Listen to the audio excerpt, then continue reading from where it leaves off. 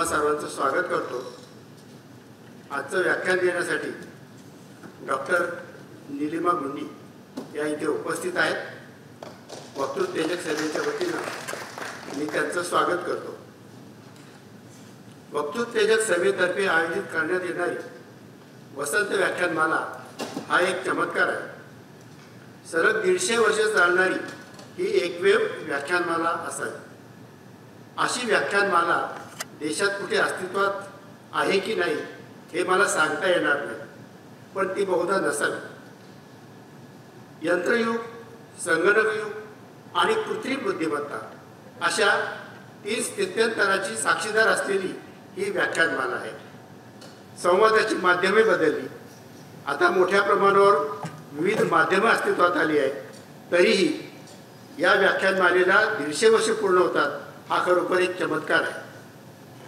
न्यायमूर्ती महादेव गोविंद रानडे यांनी सुरू केलेला हा विचार महोत्सव 1875 पासून सातत्यानं नव्या पिढीला विचारधन देतो आहे। हा उपक्रम न्यायमूर्ती रानडे यांच्या पुढाकारातून सुरू झाला असला तरीही त्याचे पालकत्व लोकमान्य टिळकांनी घेतले आणि टिळक घराण्यातील दीपक टिळक, रोहित टिळक यांनी तो वारसा अजूनही जपला। ही व्याख्यानमाला सुरू करण्याच्या काळात तथाकथित माध्यम संस्कृतीचा उदय झाला नव्हता, पण माहितीची ताकद त्या काळातही न्यायमूर्ती रानडे यांनी जाणली होती। म्हणूनच विविध विषयावरील व्याख्याने आयोजित करून समाजाला त्या विषयाची आस्था निर्माण करण्याचा आणि असलेली माहिती अद्ययावत करण्याचा प्रयत्न त्यांनी केला होता आणि हा उपक्रम अजूनही चालू आहे। याचं प्रमुख कारण हेच असावं, कारण माहिती मिळवण्याची मनुष्याची जिज्ञासा अजूनही कमी झालेली नाही। जगात नवीन काय सुरू आहे इथपासून एखाद्या विषयातील तज्ज्ञ व्यक्ती कोणत्या पद्धतीने आणि कसा विचार करतो हे सगळे जाणून घेण्याची ज्ञानलालसा अजूनही कायम आहे। हेच या व्याख्यानमालेचं खरं यश आहे। आजचं व्याख्यान सुंदराबाई सुराणा यांचं स्मृती व्याख्यान आहे आणि वक्त्या प्रसिद्ध लेखिका बालसाहित्यिका डॉक्टर नीलिमा गुंडी या आहेत। त्यांचा मी परिचय करून देतो। डॉक्टर नीलिमा गुंडी या मराठीच्या प्राध्यापिका, भाषा अभ्यासक, कवयित्री आणि लेखिका आहेत। पुणे येथील SP कॉलेज कनिष्ठ महाविद्यालयाच्या मराठी विभागाच्या त्या प्राध्यापक होत्या।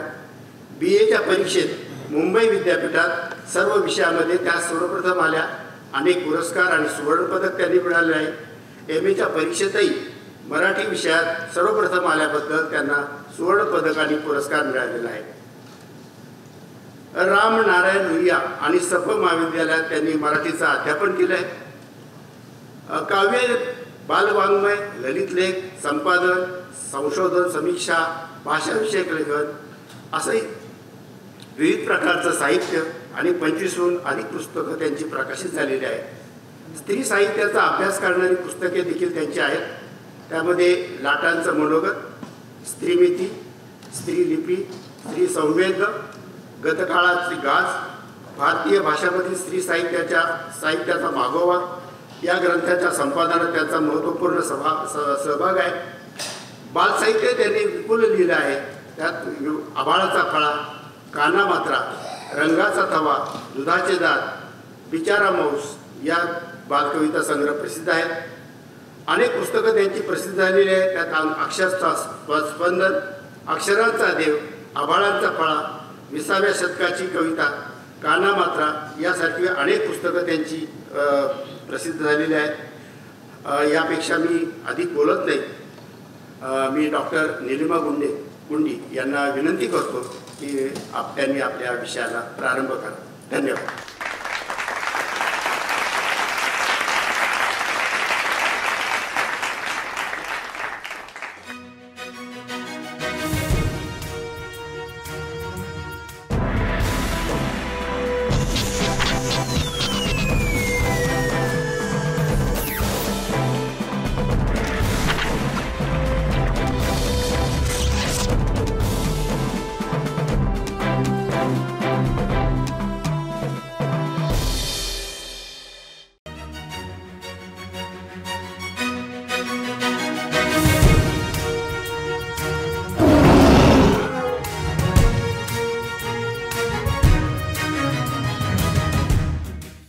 In the ever-growing global landscape, there is a remarkable trend towards the integration of international industries and economies facilitated by advancements in communication technology.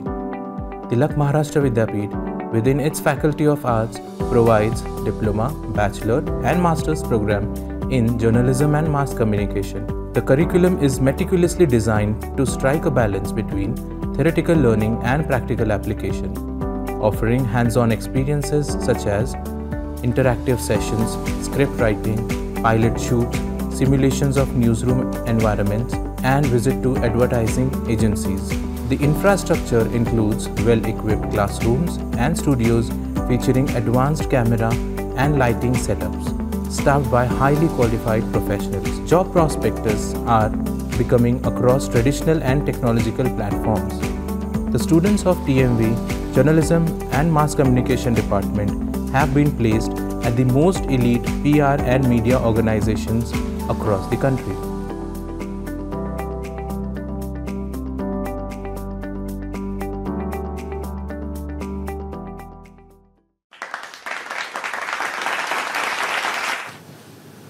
नमस्कार.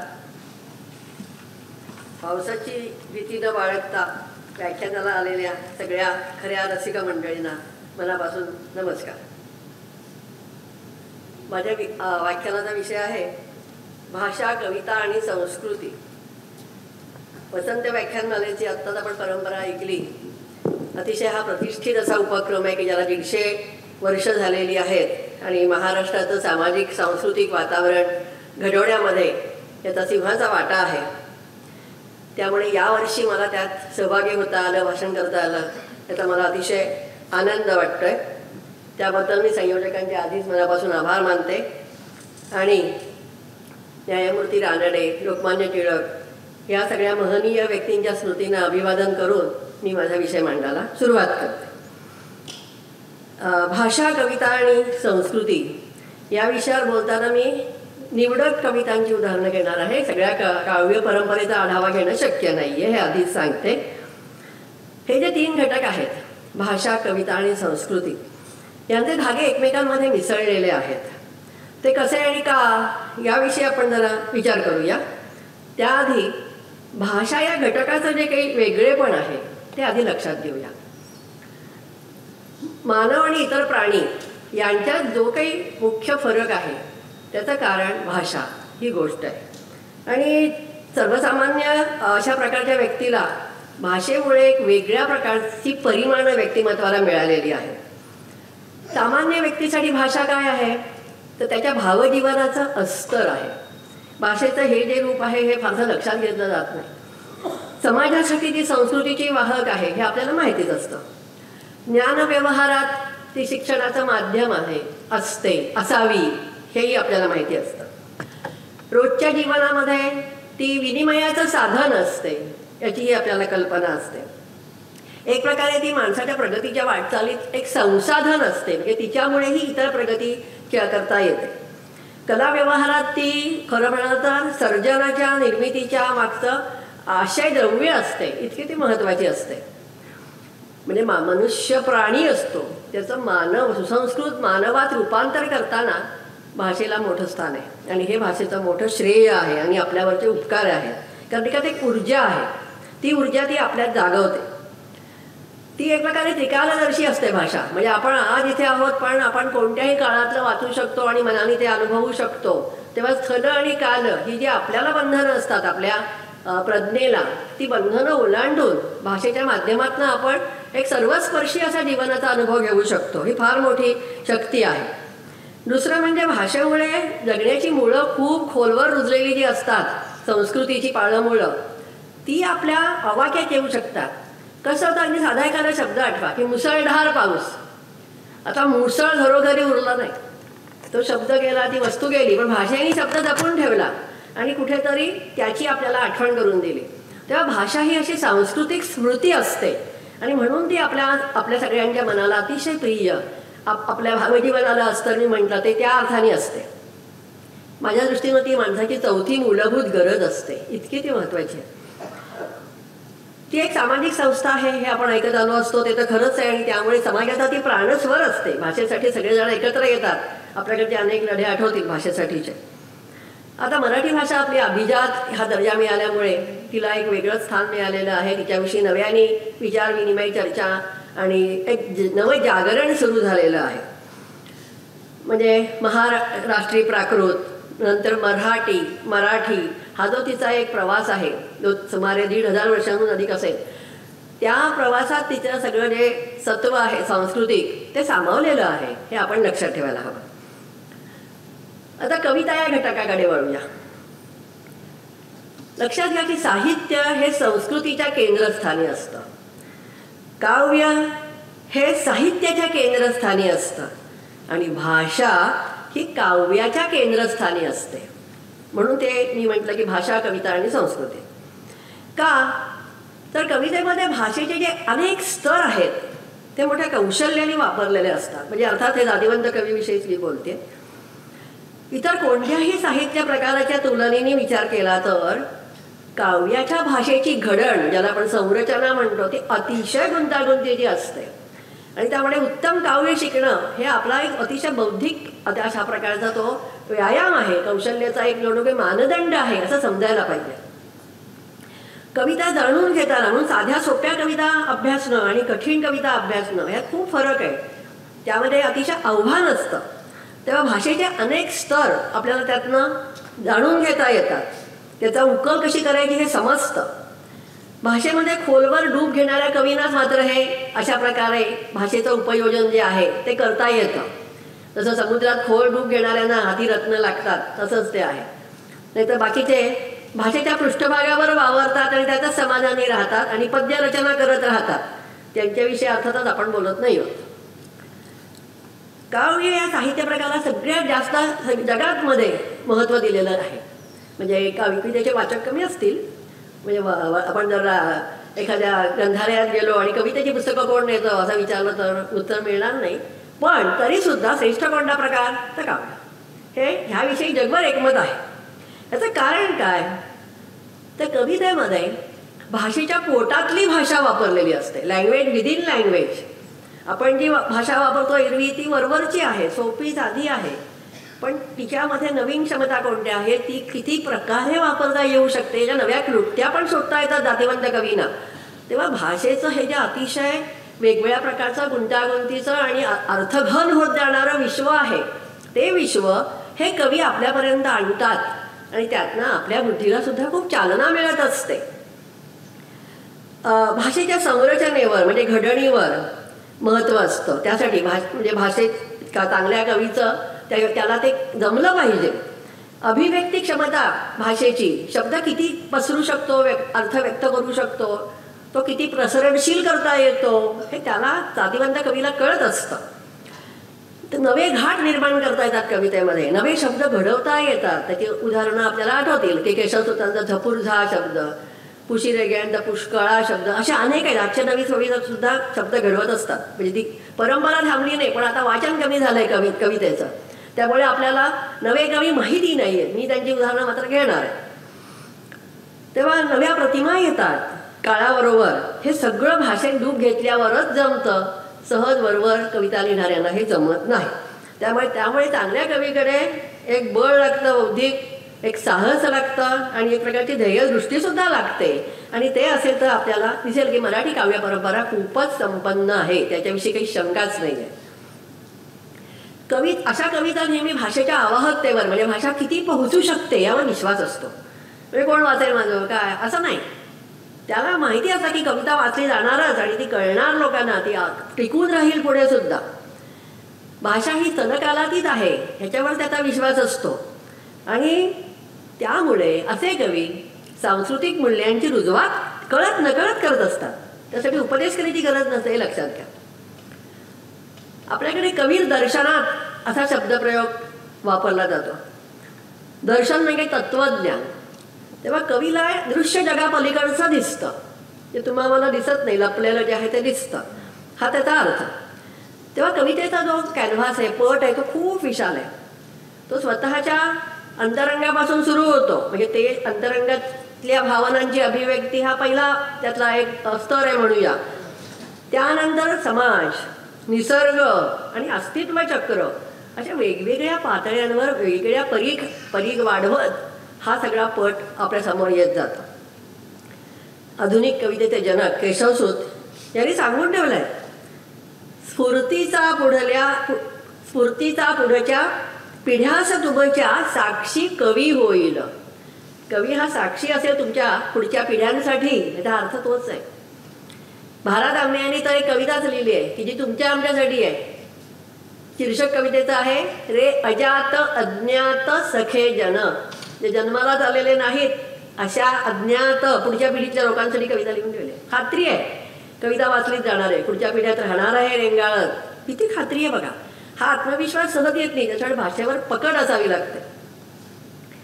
तेव्हा कवितेचं आवाहन हे केवळ समकालीनच फक्त वास्तवापुरतं नसतं, शाश्वताच्या संदर्भातही तिचं आवाहन असतं आणि म्हणूनच तिला महत्त्व आहे, हे लक्षात ठेवायला पाहिजे. म्हणून तुम्हाला दिसेल की कोटेशन अवतरणं जी असतात ती जास्त कवितेची असतात. गद्यातली अवतरणं फार कमी येतात, कारण कविता सुटसुटीत नेमकी अर्करूप असते ती, म्हणजे 2-4 शब्दात खूप सांगते आणि त्यामुळे तिच्यातली अवतरण क्षमता जी आहे ती फार बोलकी आहे. आणि त्यामुळे तुम्हाला दिसेल की अनेक उत्तमोत्तम साहित्य कृतींची शीर्षकं ही कवितांमधली श्रुतयोजनं, म्हणजे आपल्या कानावर पडत लोकांच्या पुढच्या काळापर्यंत वाहत आलेली जी प्रवाही अशा प्रकारची भाषा आहे त्यातले नेमके शब्द टिपणारी अशी असते. मी उदाहरणं देते. शरदचंद्र मुक्तिबोध हे कवी आणि समीक्षक सुद्धा. त्यांच्या एका समीक्षा ग्रंथाचं शीर्षक आहे प्रदेश साकल्याचा. आता हे शब्द कसले आहेत तर केशवसूतांच्या नवा शिपाई या कवितेतले आहेत की तेच पतित की जे आखडती प्रदेश साकल्याचा. आता हे बरोबर शब्द त्यांना ते योग्य वाटले, कारण ते शब्द लोकांच्या मनात राहिलेले असणार की त्यांना खात्री आहे. मिलिंद बोकिले आजचे मोठे कथाकार आहेत आणि लेखकही आहेत. त्यांचा एका कथासंग्रहाचं शीर्षक आहे उदकाची या आरती आणि एका व्यक्तिचित्रण संग्रहाचं शीर्षक आहे चित गगनाचे भुवन दिवे. ही दोन्ही अवतरणं श्रुतयोजना म्हणतात त्याला, ही ज्ञानेश्वरीतली आहेत. बघा, म्हणजे प्राचीन काळापासूनच्या संस्कृतीशी आपलं एक नातं आहे. आज कवी या नात्याने याची एक चांगली जाणीव तर आहेच, पण व्यासंग आहे आणि तो व्यासंग त्यांना संस्कृतीशी बांधून ठेवतो आणि पुढे जायला एक प्रकारे प्रोत्साहन पण देत असतो. त्यामुळे कवितेतल्या भाषेतून असा संस्कृतीच्या प्रवाहीपणाचा प्रत्यय येत जातो की जो फार महत्त्वाचा आहे. म्हणजे आनंद का वाटतो कविता वाचताना, तो त्यामुळे वाटतो. असं म्हणूया आपण की कवी ज्या अक्षांश रेखांशावर उभा असतो त्यातला अक्षांश म्हणजे भाषा आणि रेखांश म्हणजे सांस्कृतिक परंपरा. ह्या दोन्ही गोष्टी महत्त्वाच्या आहेत. केशवसूतांचेच उदाहरण घेते, त्यांची फार छान अशी साधी कविता आहे, पण त्यातल्या ओळी बघा काय आहेत. कीर्ती म्हणजे काय रे, एक पीस आहे कीर्ती म्हणजे फक्त. शिरी लोकांच्या त्यास चढायास, ते पीस लोकांच्या डोक्यावर शोभतं खरं, पण छरे पडती पक्षास खावयास, त्यासाठी पक्षाला गोळ्या खाव्या लागतात. मागून ते गळणार हेही खास, कधीतरी ते गळणार आहे हेही खास. म्हणजे काय होतं, कीर्तीच्या मागे लावण्यात काय अर्थ आहे. आता हे असा कवी म्हणतोय की ज्याच्या कवितांचा संग्रह त्याच्या हयातीत निघाला नाही, तरीही त्याची कविता, केशवसूतांची कविता 100 वर्षाहून अधिक काळ लोकांच्या ओठावर घंटे आहे. हे त्यांनी म्हणण्यात किती प्रगल्भता आहे, किती सांस्कृतिक त्याची धारणा पक्की आहे कवितेविषयीची, हे फार महत्त्वाचं आहे.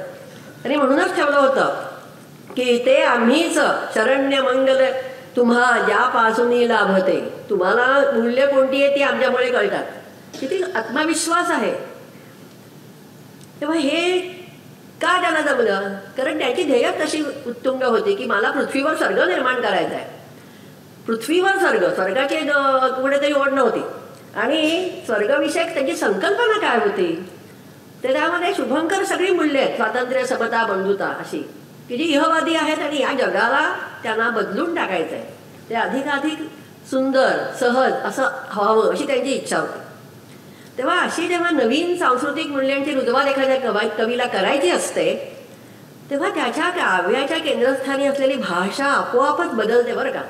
ती पूर्वीच्यापेक्षा वेगळीच असते. ती जाणवतं की हा कवी वेगळा आहे, त्याच्याकडे तेज वेगळं आहे, याच्याकडे दृष्टी वेगळी आहे.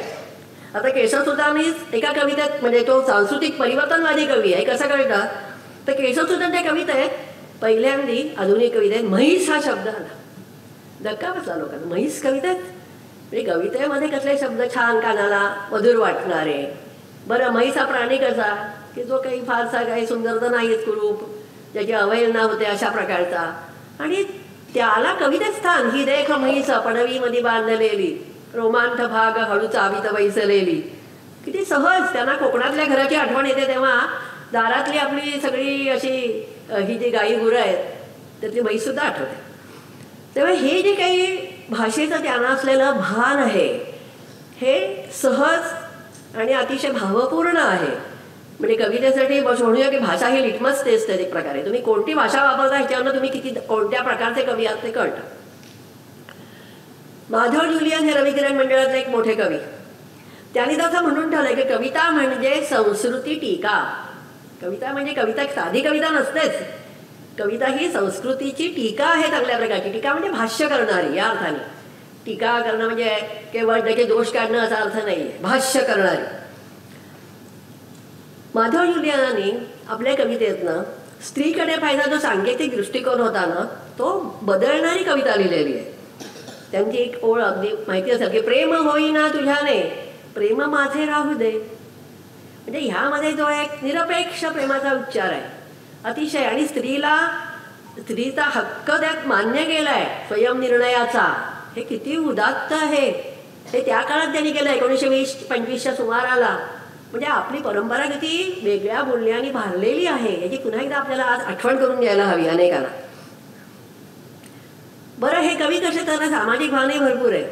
त्यांनी फटकळ अभंगात म्हटलंय की माझ्या एकट्याचा कशाला उद्धार राहिला संसार करोडांचा. तेव्हा माझा एकट्याला मोक्ष वगैरे नको आहे, सगळा समाज पुढे गेला पाहिजे. केवढी तळमळ आहे. असे मोठ्या उंचीचे ज्याची ध्येयदृष्टी मोठी होती, जे विचार करत ते फक्त स्वतःच्या भावना व्यक्त करण्यापुरतं नाहीच लिहिलं त्याने, ते मनाने समाजाशी संस्कृतीशी एकरूप झालेले होते. असे कवी आपल्याकडे पुष्कळ होऊन गेलेले आणि आजही आहेत. कुसुमाग्रजांच्या कालखंडात स्वातंत्र्याचा वारा वाहत होता. त्यांच्या विशाखा संग्रहाचा शीर्षकच परवलीचा शब्द झाला होता अक्षरशः. म्हणजे पु ल देशपांडेंनी असं म्हटलंय की आम्ही काय म्हणतो की माझा जन्म विशाखा नक्षत्रावर झाला. किती सुंदर आहे, म्हणजे यांच्या इतका कौतुक नाही कुसुमाग्रजांचं की विशाखाचा प्रभाव आमच्यावर आहे, त्या कवितेचा प्रभाव आमच्यावर आहे असा त्याचा अर्थ आहे. कुसुमाग्रजांनी स्वातंत्र्यासाठी ज्यांनी आयुष्य समर्पित केलं अशा अनेक वीरांना कविता लिहिल्या आहेत. त्यांची टिळकांच्या पुतळ्याजवळ ही कविता आठवली. इथे त्यांचे हे असल्यामुळे टिळक रानडे यांचे पुतळे असल्यामुळे आपल्या समोर येतं ते. त्यात त्यांनी ध्येयवादामुळे आयुष्य कसं उजळून निघतं हे फार छान सांगितलंय. आणि एकच ओळ घेतली बघा की ते होते जीवित अन हा जीवित भास. ते खरं जगणं, आपण जगतोय हा भास आहे. म्हणजे केवळ श्वास घेणं म्हणजे जगणं नाही, जगण्याची काही एक मूल्य परंपरा आहे, मूल्य दृष्टी असावी लागते. ती असेल तर त्या जगण्याला एक सघन अर्थपूर्ण असा रंग येतो, हे त्यांना सांगायचं आहे. मला इथे त्या संदर्भात अजून एक उल्लेख करावासा वाटतो की टिळकांच्या विषयीच्या अनेक कविता आहेत आणि त्यातनं एक पुस्तकही आहे काव्यातून टिळक दर्शन. आणि त्या टिळकांवर कविता कसल्या कसल्या भाषांमध्ये आहेत, मराठीत आहेत, हिंदी, संस्कृत, इंग्लिश या भाषांमध्ये आहेत. विशेष म्हणजे लोकमान्यांचे राष्ट्रगीत ही एका मुस्लिम टिळक भक्ताची कविता आहे. मौलाना हसरत मोहानी यांची उर्दू कविता आहे आणि हुंदराज दुखायल यांची सिंधी कविता आहे. म्हणजे एकाच भाषेतले नाही आहेत ते. त्यांचं व्यक्तिमत्व हे इतकं मोठं आहे की ते वेगवेगळ्या भाषांची कुंपणं ओलांडून गेलेलं आहे. ही खरी संस्कृती आहे की जी त्या काळची राष्ट्रप्रेम स्वराज्य हीच संस्कृती होती आणि त्या संस्कृतीचा उच्चार अनेक भाषातनं झाला त्यामुळे. आणि तो कवितेत उमटला तेव्हा कविता, भाषा, संस्कृती यांचं जे हे त्रिदल असं आहे ते पुन्हा आपल्याला लक्षात येतं. यानंतरचा कालखंड आहे तो यंत्रयुगाचा आणि त्यामुळे एक पुन्हा सांस्कृतिक परिवर्तन झालं. भाषा अर्थातच बदलली.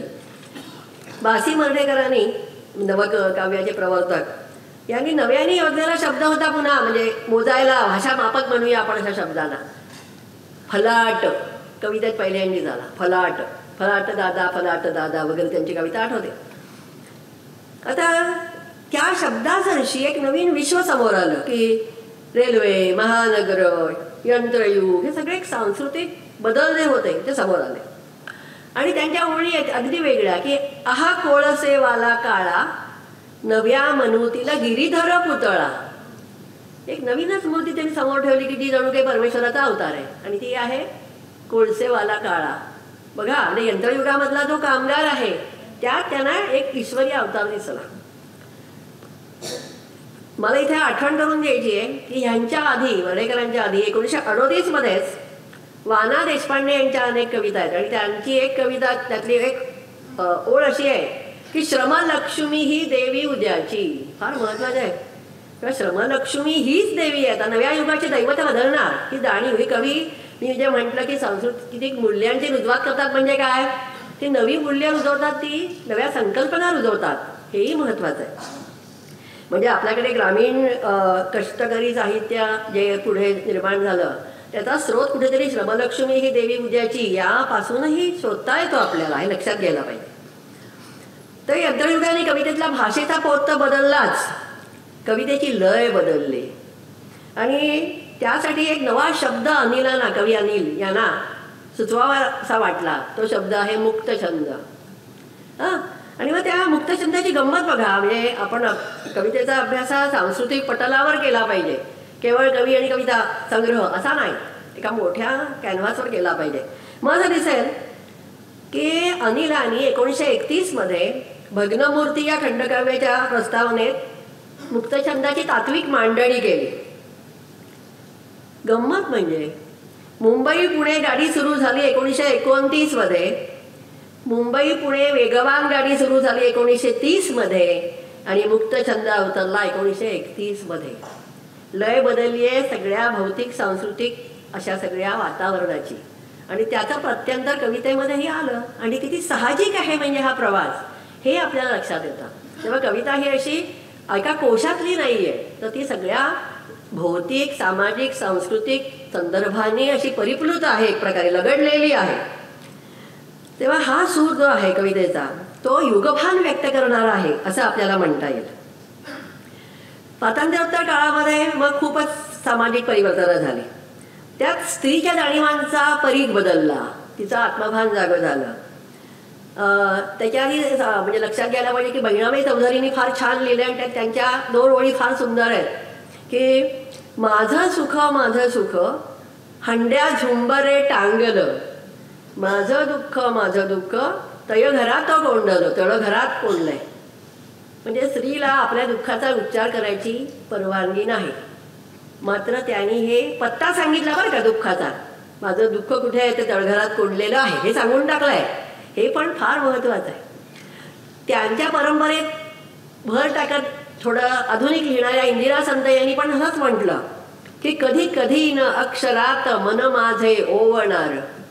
आता ह्यातही तशीच गंमत आहे की माझं दुःख मी व्रत जसं असावं एखादं अवघड तसं मी सांभाळीन, कधी कोणाला सांगणार नाही. पण हे सांगितलं की म्हणजे आपण एक प्रकारे स्वतःचं दुःख कसं व्यक्त करणार नाही हे सांगताना त्या दुःखाचा उच्चार वेगळ्या प्रकारे केलेला आहे. हे जे मी म्हणते ते आत्मभान आहे स्त्रीचं आणि ते पुढे पुढे इतकं वेगळ्या प्रकारे आपल्याला दिपवून टाकतं. पद्मा गोळे यांच्या कवितेत तर त्याचा प्रत्यय येतो 1954 मधली त्यांचा निहार संग्रह आहे आणि त्यांनी त्यात आधुनिक स्त्री काव्याला असा कलाटणी करणारा उच्चार करून टाकला की नाही मी नुसती मादी, मी माणूस आधी. स्त्रीवाद शब्द खूप उशिरा आलाय पण त्याच्या जणू प्रवर्तक या पद्मा गोळे आहेत आपल्या. त्यांनी मादी हा शब्द उच्चारला की जो कधी कवितेत कोणत्याही कवयित्रीने उच्चारला नव्हता स्पष्ट धीटपणे. तेव्हा स्त्रीच्या व्यक्तिमत्वाचं वेगळेपण, त्यातली एक तेजस्विता हे एक मूल्य आहे. व्यक्ती म्हणून तिला अस्तित्व असणं ह्याचा हा कुठेतरी रव उच्च रव असा तुम्हाला त्यात दिसेल शब्दामागे आणि तो फार महत्त्वाचा आहे. आणि त्यामुळे वेगवेगळ्या पद्धतीनं हे सांस्कृतिक जे मूल्य आहे ते अनेक कवींनी व्यक्त केलं आहे. पुढे म्हणजे मी खूपच बोलता येईल पण मी 1-2 उदाहरणं देते. कविता महाजन ही कवयित्री आहे. हिने काय लिहिलं, माझे मौन हेच हत्यार, तीक्ष्ण तरबेज शब्दांविरुद्ध. आजपर्यंत मौन म्हणजे आपण एक कसं काही कमीपणा, दुबळेपणा, दैतिकता समजत होतो. स्त्रीचं मौन आहे. तिने त्या मौनाला वेगळं परिमाण देऊन टाकलं की सगळे शब्द इतके तरबेज आहे, धूर्त आहेत, स्त्रीवर उगारलेले. मग मी काय करते, मी गप्प बसते. गप्प बसून मी माझ्याशी संवाद करत स्वतःची शक्ती वाढवते, हा त्याचा अर्थ आहे. त्या मौनाला सघन असं रूप देते. मौन हे चिंतनात परावर्तित होत आहे कुठेतरी. म्हणजे त्यामुळे अशा प्रकारे भाषेची परिमाणं बदलत गेलेली आहेत आणि ती पुढच्या संस्कृतीच्या प्रवाहाला अर्थातच नव्या दिशा देत गेली. ह्याचा म्हणजे परिणाम कसा होतो बघा, की स्त्रिया जेव्हा अशा प्रकारची कविता अगदी आजपर्यंत खूप वेगळी लिहित आहेत, ते सगळं सांगणं शक्य नाही, पण त्याचा परिणाम झाला कसा, तर आपल्याकडे मराठी कवितेमध्ये स्त्रीची रतिप्रतिमाच जास्त वर्णन केली जायची पुरुष कवींच्या कवितांमध्ये. पण आता तुम्हाला दिसेल, गेली एक 10-15 वर्ष तुम्हाला दिसेल की अनेक कवींनी उत्तम उत्तम अशा प्रगल्भ जाणीवा व्यक्त करणाऱ्या स्त्रीविषयक कविता लिहिलेल्या आहेत. उत्तम. तुम्हाला अरुण कोलटकर आठवतील, नंतर किरण येले आठवतील, केशव सखाराम देशमुख आठवतील, नंतर सौमित्र आठवतील, कितीतरी पवन नालट आठवतील. अनेक कवी आहेत, नवे जुने सगळे. आणि त्यांच्या कवितेतली स्त्री प्रतिमा ही प्रगल्भ आहे. तिला म्हणजे तिला जाणून घ्यायचं, तिचं नुसतं वर्णन नाही करायचं, शारीर वर्णन नाही करायचं, ती फक्त देहस्विनी नाही आहे, हे महत्त्वाचं. तेव्हा ही जी काही सांस्कृतिक बदलाची चाहूल आपल्याला लागते ती कवितेतून लागते, की मूल्य बदलतं आहे, दृष्टी बदलती आहे, हे सगळं कळतं आपल्याला. 60 काव्यांनी मराठी कवितेचं विश्व पुन्हा अधिक बदललं. एका नव्या आजपर्यंत उपेक्षित राहिलेल्या विश्वाकडे कवितेला वळवलं. ग्रामीण आणि दलित अशा प्रकारचे साहित्याचे प्रवाह खळखळून व्हायला लागले आणि अर्थातच नवे शब्द अक्षरशः परदून आले असं म्हणूया आपण. नारायण सुर्वे यांच्या कविता आठवतील की त्यांनी औपचारिक शिक्षण नाही घेतलेलं, पण त्यांचं विद्यापीठ फार मोठं होतं आणि ते अनुभव संपन्न होतं. त्यामुळे चंद्राविषयीच्या आधीपर्यंतच्या ज्या प्रतिमा होत्या त्यापेक्षा वेगळीच प्रतिमा त्यांना सुचली. ती म्हणजे भाकरीचा चंद्र. वेगळीच प्रतिमा आली आणि भाकरीचा चंद्र शोधण्यात जिंदगी बर्बाद झाली. हे आपल्या चंद्राच्या ज्या रोमॅन्टिक सौंदर्य प्रेमी अशा कवितांच्या प्रतिमा होत्या त्यांना धक्का देऊन जागा करणारं असं हे शब्दरूप होतं. आणि इथे कळतं की नाही, संस्कृतीची चाल बदलत चाललेली आहे, ते आपण जाणून घेतलं पाहिजे. म्हणजे सुरुवातीच्या कवितेतले शब्द बदलले का, तर त्या शब्दांमागे आवाज कोणाकोणाचे होते, तर मास्तर तुमचंच नाव लिवा असं म्हणणारी एखादी वेश्या आहे किंवा पोर्टर आहे रेल्वेचा. असे वेगवेगळे श्रमजीवी आहेत, गिरणीतले कामगार आहेत आणि हे त्यांचं मग शब्दरूप सुद्धा त्यांची बंबई बोली आहे, आणखीन काही हिंदी वळणाचे शब्द आहेत. हे सगळं वेगळं शब्दरूप त्यामध्ये तुम्हाला दिसेल. तेव्हा बोलीभाषांचं आपल्याला त्या काळात आगमन दिसेल. त्यामुळे सुर्वे यांनी मधुराला केवळ कवितेची सनद नाही दिली, तर नव्या युगाची सनद दिली आहे, हे आपल्याला लक्षात घ्यायला पाहिजे. सुर्वे यांनी मर्ढेकरांशी संवाद साधला एका कवितेत आणि त्यात त्यांनी छान म्हटलंय की जे सुंदर असते ना मर्ढेकर तेच सत्यही असते आणि जे सत्य असते ते क्रांतिगामी आणि गतिमानही असते. अशाश्वत तर बदलतेच, परंतु शाश्वतही बदलत असते मर्ढेकर. हे फार महत्त्वाचं आहे. म्हणजे आपण ज्याला शाश्वत म्हणतो ते सुद्धा काळानुसार बदलू शकतं, बदलायला हवं, याची एक जाणीव यातनं करून दिलेली आहे. कारण असं कोणतीच गोष्ट कर्मठ राहून चालणार नाही, ती लवचिक असते, गतिमान असते. संस्कृती, भाषा, कविता हे सगळं लक्षात घ्यायला पाहिजे. अशा अनेक तुम्हाला कविता सांगता येते. त्यानंतर आहे नामदेव ढसाळ्यांचा गोलफिटा.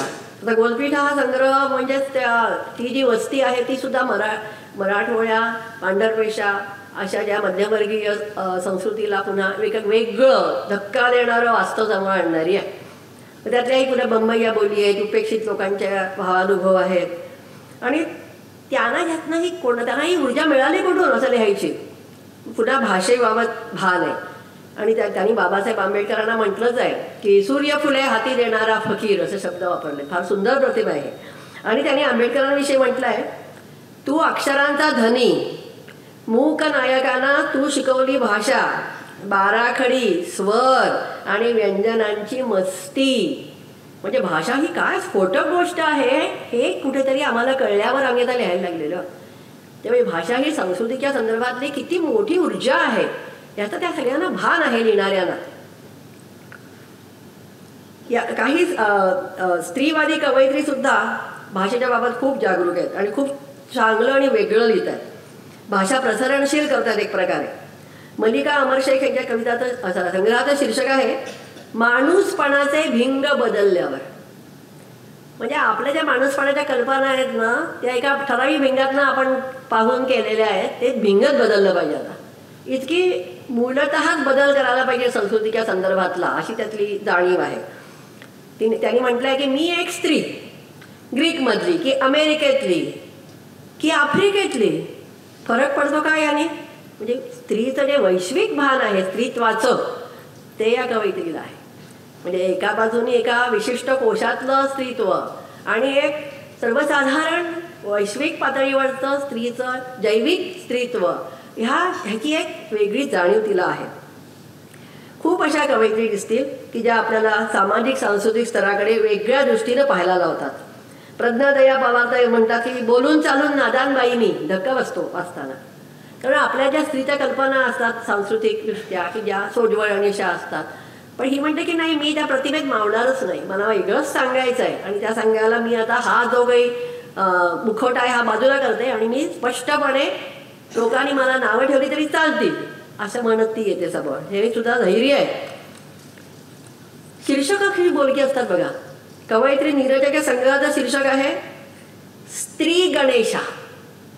आता मराठीत स्त्री गणेशा म्हणजे सुरुवात आहे माहिती आहे आपल्याला, वाक्प्रचारच आहे. ती म्हणजे स्त्री गणेशा.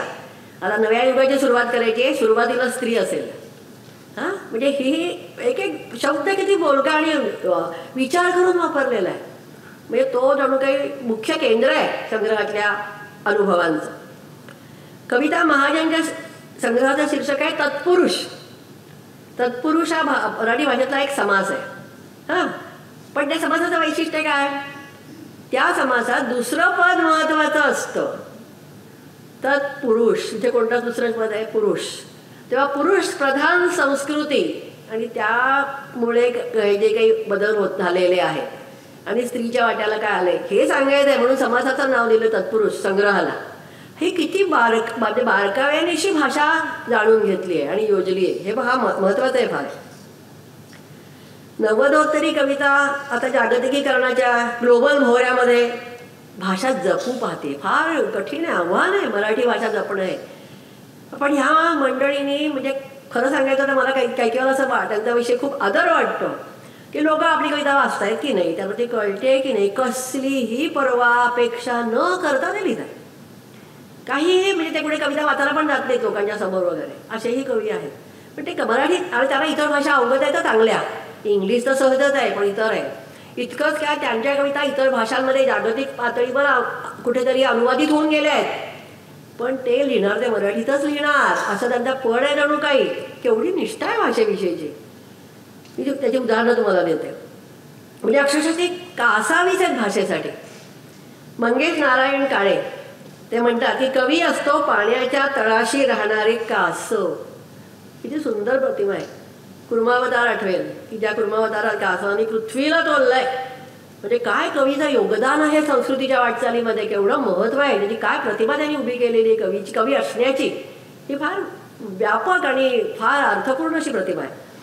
आता ह्यांच्या भाषेमध्ये तुम्हाला हिमराठी असं त्यांना म्हटलं जातं की इंग्रजी शब्द आहेत, हिंदी शब्द आहेत.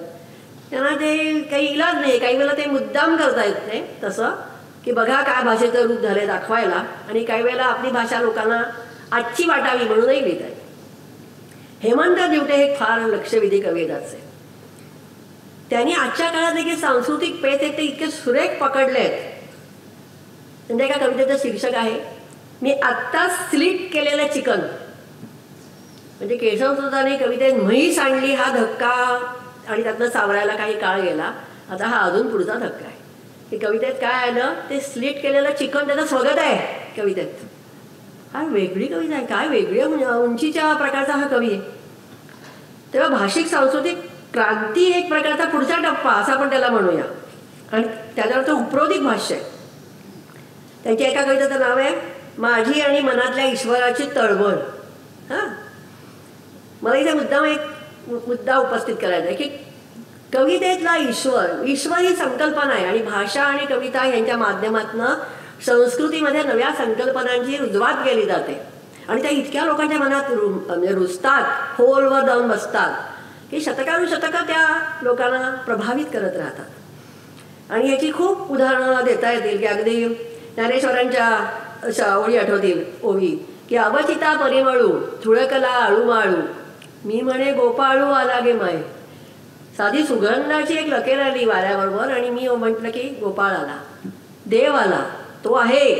म्हणजे कुठेतरी अमूर्त अशा सुगंधात गंध संवेदनेत, म्हणजे संवेदनेत ईश्वर आहे असा तो साक्षात्काराचा अनुभव आहे.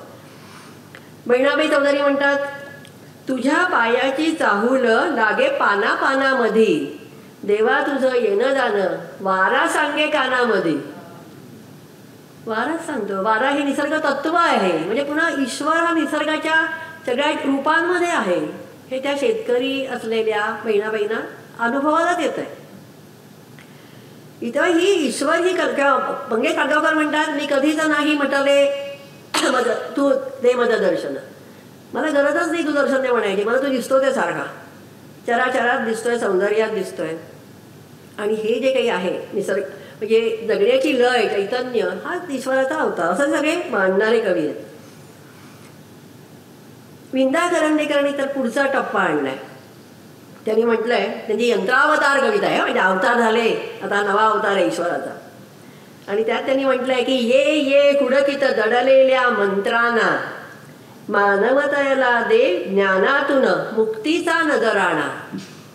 अज्ञानातून मुक्ती हाच मोक्ष आहे त्यांच्या दृष्टीनं, आणि ती विज्ञान यंत्र या प्रगतीतून आपल्याला मिळेल असा त्यांचा दृढ विश्वास आहे.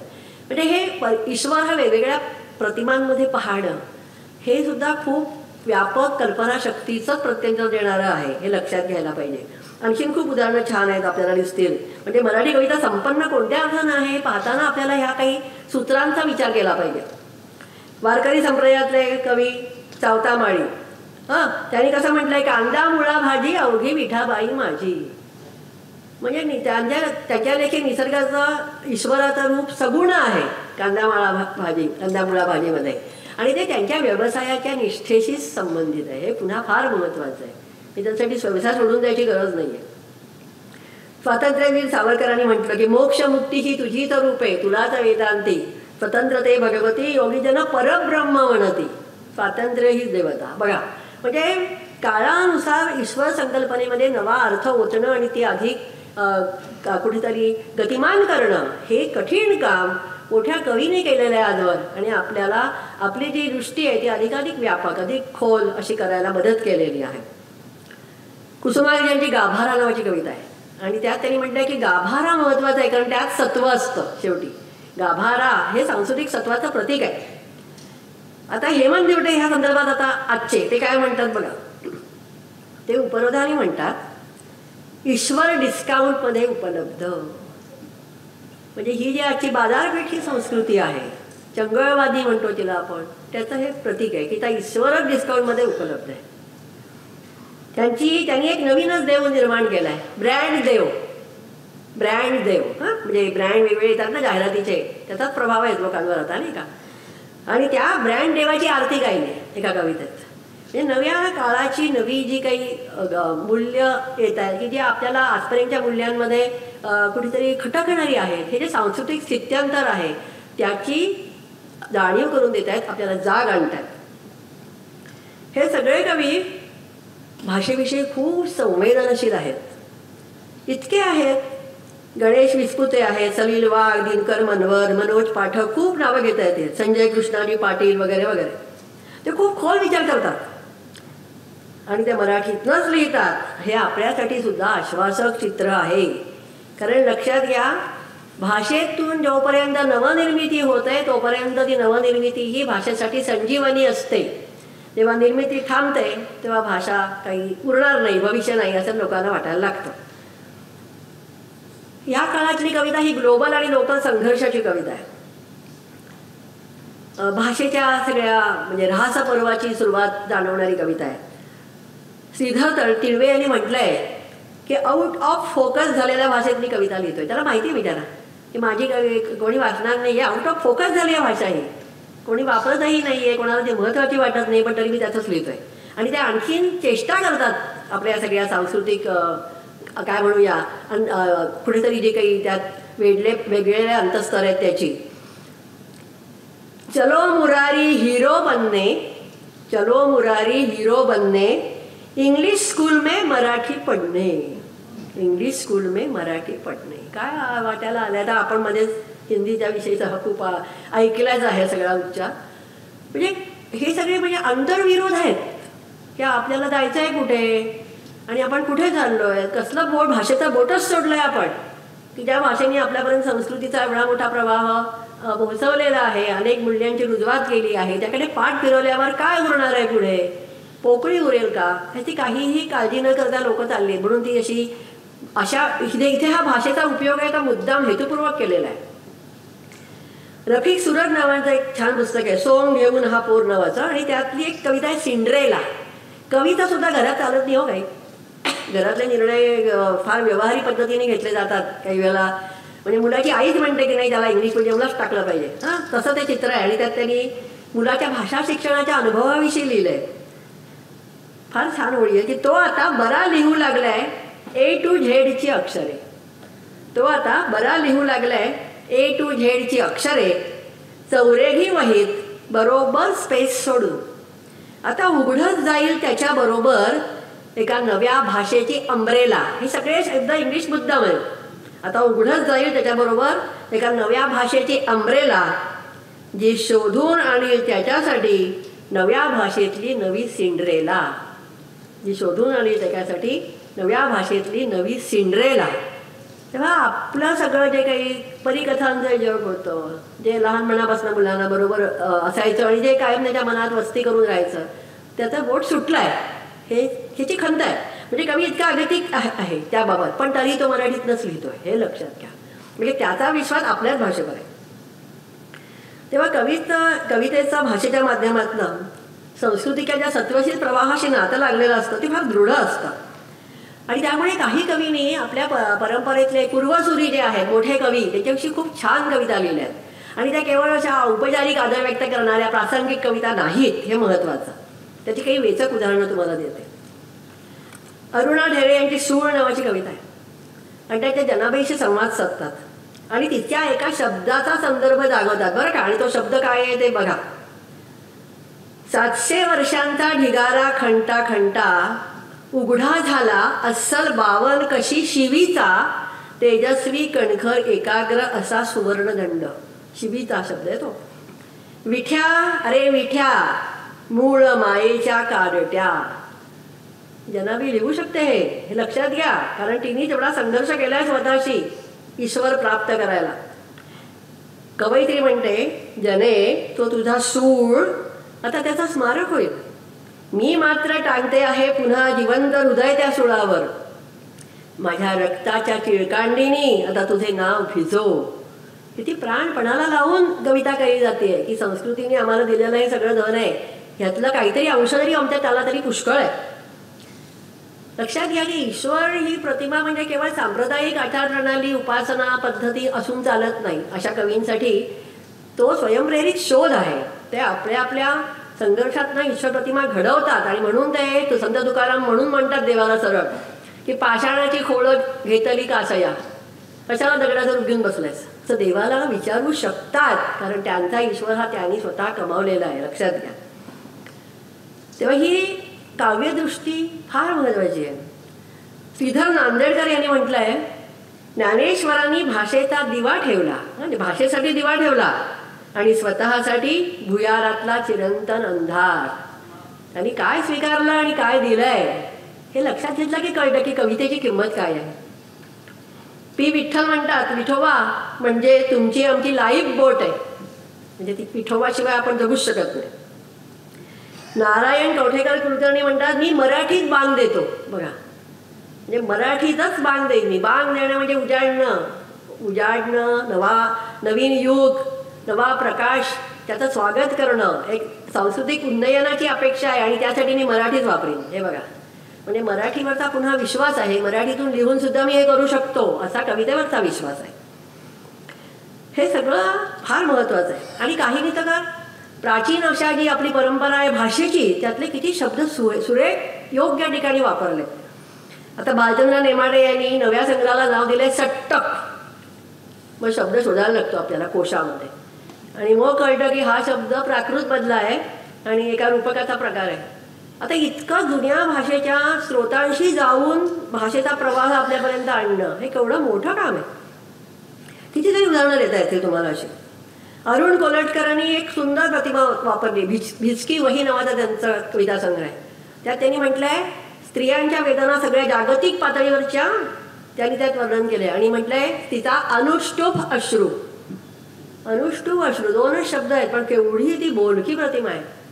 कारण अनुष्टुभ हा छंद कधी निर्माण झाला तर भरतभूमीवर जेव्हा वाल्मिकीने एक दृश्य पाहिलं की पक्ष्यांचं मिथून आहे आणि त्यातला पारध्याचा एक बाण एकाला लागल्यावर जो काही चित्कार आला दुःखाचा, त्यातनं त्याला तो सुचला अनुष्टुभ छंद.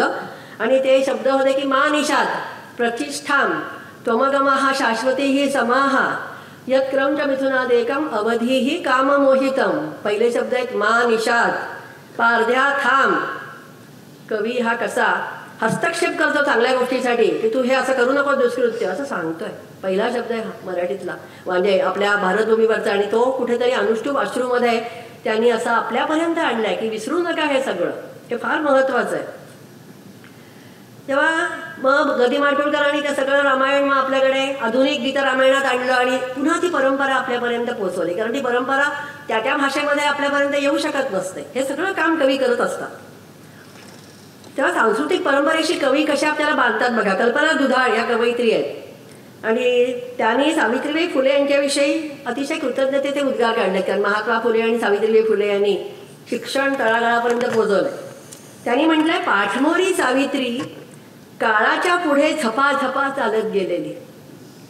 मी पाहिलं मागं वळून तर तिच्यावर फेकलेल्या शेणाचे डाग माझ्या लुगड्यावर. म्हणजे किती एकतानता आहे त्यांच्याविषयी, किती आत्मीयता आहे आणि याचे विस्मरण नाही होऊन चालत. हे आपल्या संस्कृतीचं हेच तर वैशिष्ट्य आहे की ती आपल्या मनात राहिली पाहिजे नांदत, तरच आपली प्रगती होऊ शकते. तेव्हा पूर्वसुरींची ही जी स्मरणं आहेत ना ही फार कवींची काव्यदृष्टी व्यक्त करणारी आहे. अशोक नायगावकरांनी विंदांना फार सुंदर कविता लिहिली. त्यातल्या काही ओळी सांगते तुम्हाला. विंदा हे एक वेगळंच रसायन आहे. तो जॉगिंग नाही करत, विंदांना म्हटलं तो जॉगिंग नाही करत, वानप्रस्थाचे बूट भिरकावतो. वानप्रस्थाचे बूट भिरकावतो.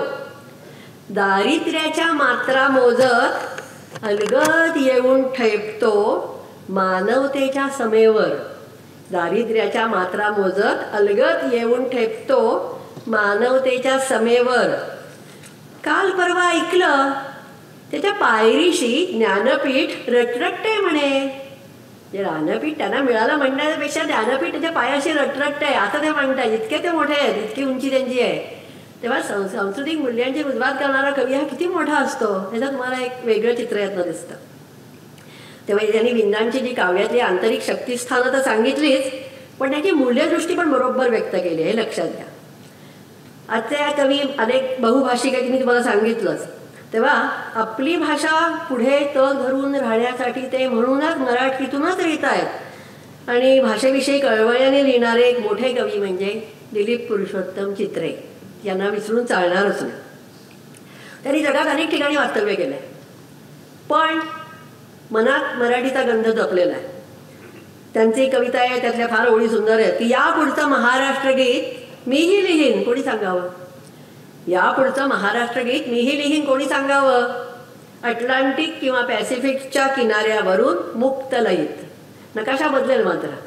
अटलांटिक किंवा पॅसिफिकच्या किनाऱ्यावरील मुक्त लयीत. आणि मी सही कशी करीन तर संबंध त्यांनी म्हटलंय की सह्याद्रीच्या आकाराची सही करीन. बघा म्हणजे मनात भावजीवनात भाषा प्रदेश हे सगळं जपलेलं आहे. कारण भाषा ही अस्तित्व गंध आहे माणसासाठी. अस्मिता दर्प होऊ द्यायचं नाही तिचा मात्र. ती अस्तित्व गंध आहे आणि ते फार महत्त्वाचं आहे. म्हणून तर तुम्हाला दिसेल की वसंत आवाजी ढाकेने म्हटलं की मी आहे कारण माझी भाषा आहे. भाषा आहे म्हणून मी आहे. म्हणजे भाषा ही आपल्यापासून वेगळी करून चालणारच नाही इतकी ती आपल्या व्यक्तिमत्वाचा उद्गार आहे. त्यांची एक कविता आहे दिलीप पुरुषोत्तम चित्रे यांची, देहू नोव्हेंबर 1988.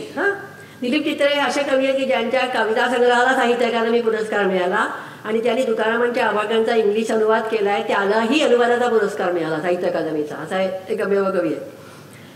तर त्यांनी तुकारामांचे अभंग इंग्लिशमध्ये अनुवादित केले आहेत.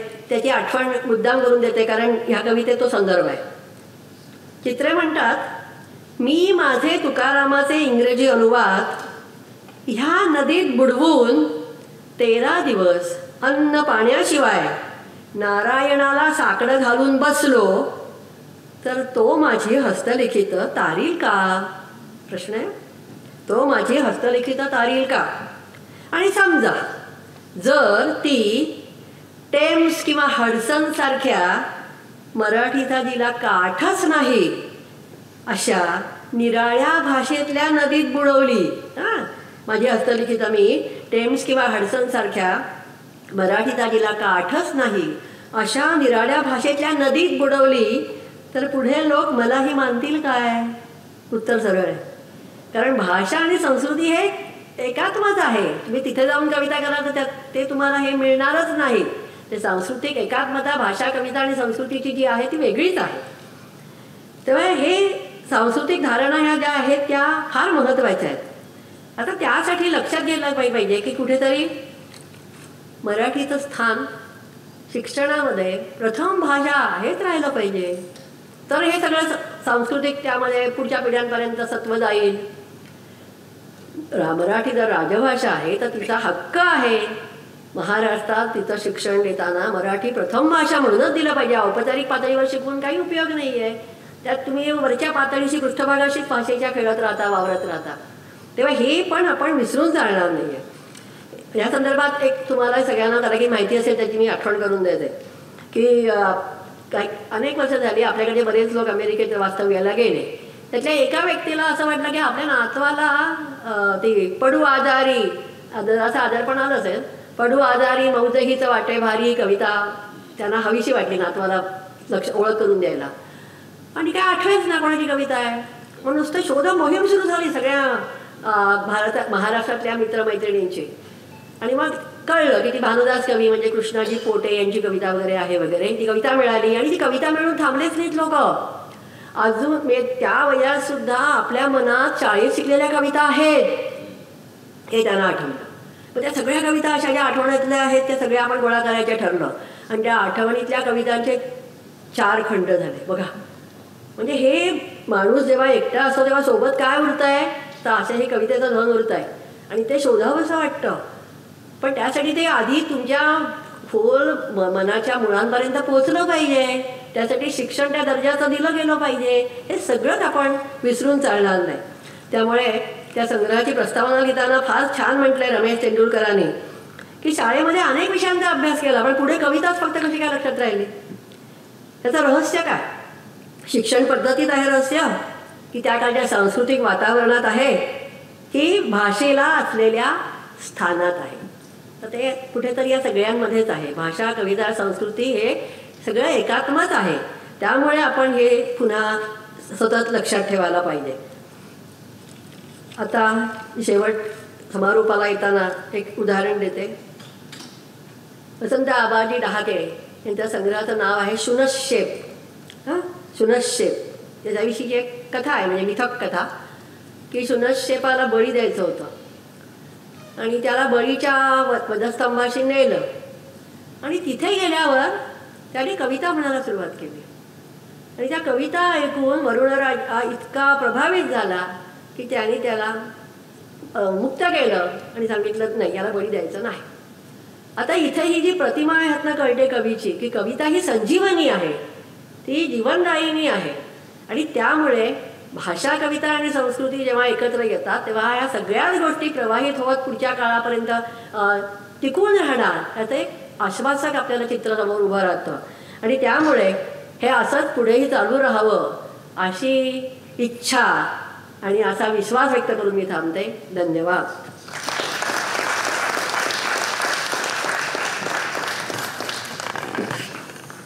धन्यवाद डॉक्टर नीलिमा गुंडी. सांस्कृतिक परिवर्तनाच्या स्थित्यंतराच्या संदर्भानं कविता कशी बदलत गेली आणि कवितांचा हा प्रवास कसा आजपर्यंत होत गेला याचं अतिशय उत्कृष्ट असं विवेचन डॉक्टर गुंडी यांच्या भाषणातून आपल्याला दिसलं, ऐकता आलं. मी त्यांचं वक्तृत्व सभेच्या वतीनं पुन्हा एकदा आभार मानतो, त्यांना धन्यवाद देतो. आपण सर्वजण या कार्यक्रमाला उपस्थित राहिलात याबद्दल आपलेही आभार मानतो. उद्याचा जो व्याख्यानाचा विषय आहे तो डॉक्टर दिलीप पटवर्धन यांचं मानवी मूल्य या विषयावरचं व्याख्यान होईल. आपण आजच्याप्रमाणे याही व्याख्यानाला उपस्थित राहू अशी विनंती करतो आणि आजचा कार्यक्रम संपला असं जाहीर करतो. धन्यवाद.